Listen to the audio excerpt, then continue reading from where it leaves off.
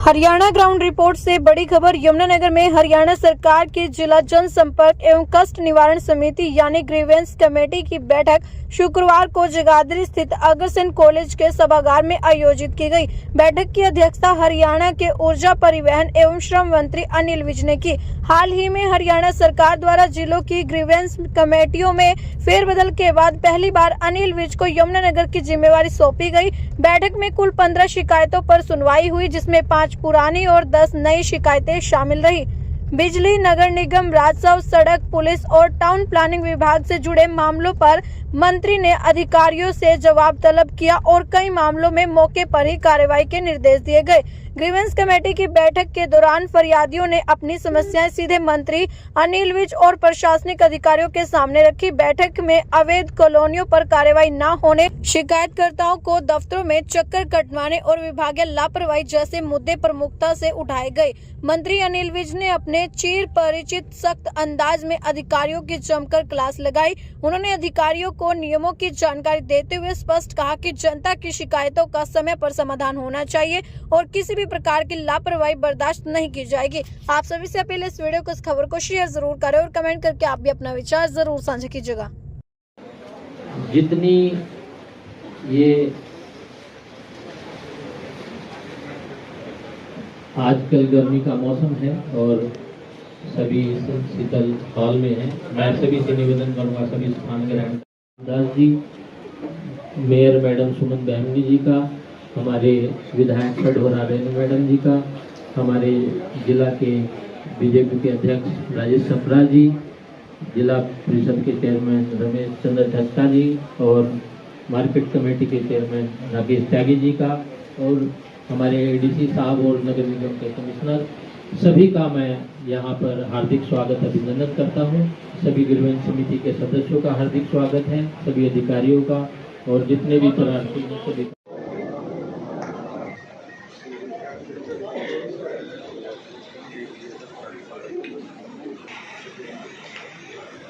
निगम के अधिकारी ने ऐसा किया है, ये ऐसा इसलिए कह रही हूँ क्योंकि प्रूव्ड है, केस इज प्रूव्ड, उनके ओटीपी के नंबर सब कुछ है, everything what he is saying is correct.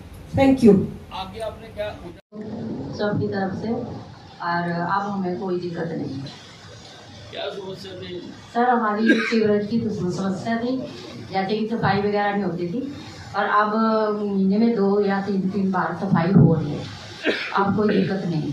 किस विभाग की थी? कमेटी की थी, पब्लिक हेल्थ की? सर कमेटी से भी हमने करी थी और यहाँ से भी करी थी, दोनों तरफ से करी थी।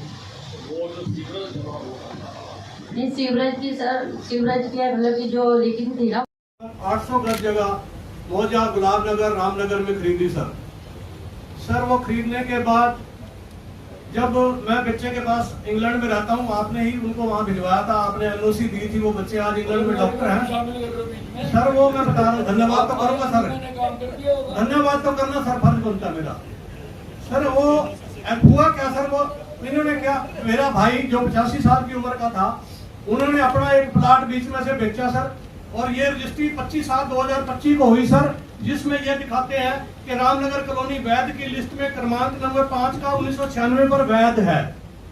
जब मैं अपना प्लाट बेचने के लिए जाता हूं, मुझे ये कहते हैं कि पोर्टल इसको अनऑथराइज्ड दिखा रहा है, आपकी रजिस्ट्री नहीं हो सकती सर। फिर मैंने इनसे कम से कम सीएम जिला अध्यक्ष ने मुझे सीएम साहब के पास भी भेजा, मैं हर एक अधिकारी के पास गया, लगभग 8 महीने तक मैं भटकता रहा। मैंने कहा ये 9 का 17/2 में से एक रजिस्ट्री हो सकती है, तो बाकी 3 टुकड़े अवैध कैसे, और ये वैध किसने करी है, उस अधिकारी के बारे में क्या कार्रवाई की जाए। पिछली कष्ट निवारण समिति में बेदी साहब ने एक इंक्वायरी बिठाई थी, एडीसी साहब हुजा साहब और प्रियंक शर्मा और हमारी सिंगला मैडम है एमसी साहिबा, उनकी अध्यक्षता में सर वो क्या कार्रवाई हुई सर, मुझे वो बताओ कमेटी में शुरू में मकान बना लेते हैं खुद के खर्चे पे लोगों को दिखाने के लिए, उस पे सिविल कोर्ट में जाके स्टे ले ली और उस स्टे में जो डीटीपी है ना सर, डीटीपी को पार्टी बना रखा, डीटीपी पैरवाई नहीं कर रहा है उस केस की, उसमें जवाब दावा नहीं दिया टाइम से। डीडीपी के ऊपर नीचे वाले भी कार्रवाई करेंगे, कानून है, देश का संविधान है और कोर्ट ने स्टेटस को कर दिया सर। देश के संविधान से कोई ऊपर नहीं है। कोर्ट में चले गए, हम भी उससे ऊपर भी कोर्ट में जाएंगे, तो सर मेरी तो यही गुजारिश है जस्टिस तक जाएंगे।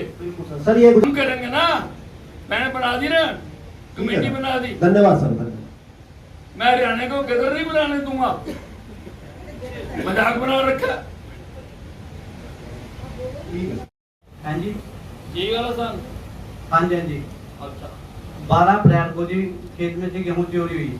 जब मेरे को पता लगा, किसी ने बताया कि आपकी गेहूं भर लेंगे ट्रालियों में, तो मैं खेत में गया, खेत में जाकर देखा मेरी सारी गेहूं भर लेगा, देख कर गई। मैंने तुरंत 112 को फोन करा, SHO प्रताप नगर को फोन करा जी, और मैंने SP साहब को भी फोन किया। तो SP साहब ने कहा आप 112 को बुला के मौका कराओ।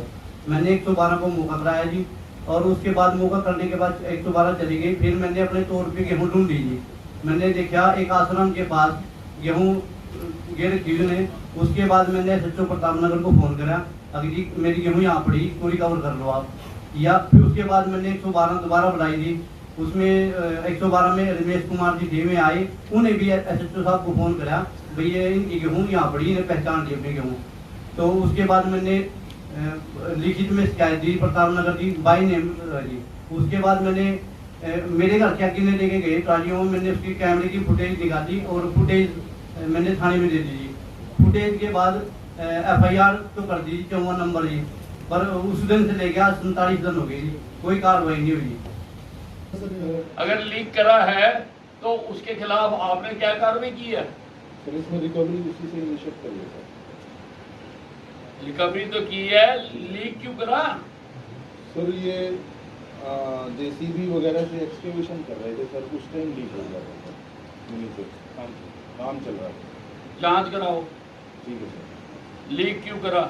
ठीक है सर। और दे रहे हो आप 14, साइड पे 14 लिखे हुए, चेक करो जाके। सर जैसे ये कंप्लेंट आई थी तो हमने इसके रिगार्डिंग जो सेल्स ऑफिसर हैं एजेंसी के, उनको भी लिखा था, तो उनका सर रिटर्न में जवाब आया।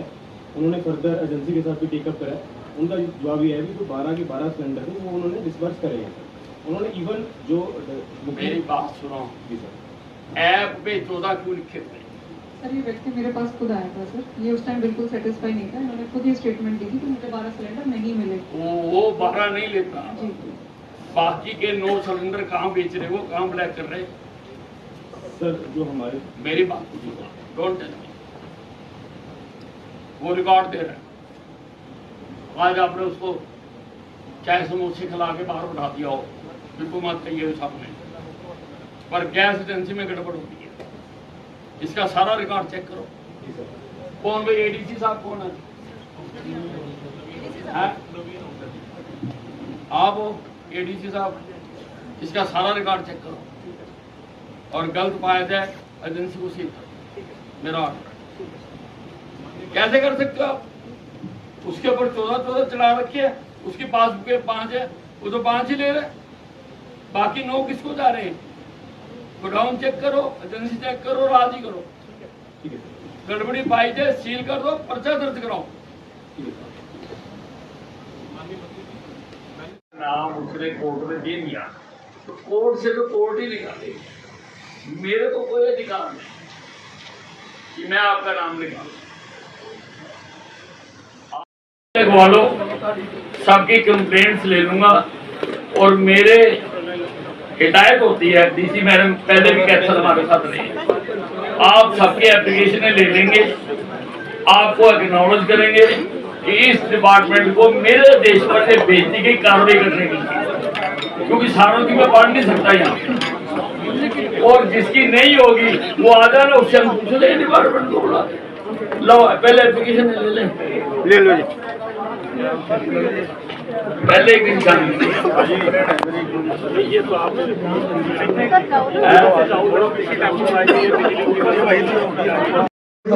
आखिरी शुक्रवार को 12 बजे मेरी ग्रीवेंस कमेटी की मीटिंग हुआ करे, ताकि आने वालों को भी पता रहे और सारे अधिकारी भी तैयार रहे।